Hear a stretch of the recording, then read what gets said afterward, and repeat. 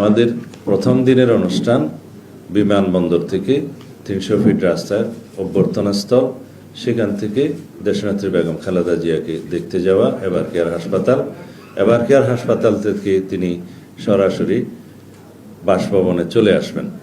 তখন বিমানবন্দর সড়ক হয়ে কাকলের মোড় হয়ে গুলশান ২ নম্বর হয়ে তিনি বাসভবনে চলে আসবেন।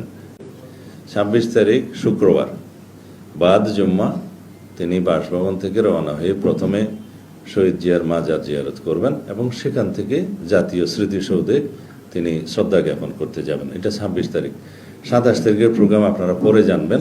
সেদিন অন্যান্য অনুষ্ঠানের মধ্যে আমি শুধু আপনাদেরকে আগাম টাইমিং ছাড়া এখন বলতে পারি যে আমাদের সেদিনের অনুষ্ঠানের মধ্যে ২৭ তারিখে তিনি এনআইডি কার্ড এবং ভোটার হওয়ার সমস্ত কাজগুলো সেদিন করবেন। এরপরে শহীদ উসমান হাদির কবর জিয়ারত করবেন এবং যাওয়ার পথে তিনি পঙ্গু হাসপাতালে জুলাই অভ্যুত্থানের যে কর্মসূচি, পঙ্গু হাসপাতালে যাওয়া, তাদেরকে দেখতে যাওয়া সেটা, এবং এরপর আরেকটি অনুষ্ঠান হবে, সেটা এখনো আমরা বিস্তারিত ঠিক করি না, আপনাদেরকে যথাসময়ে জানাবো।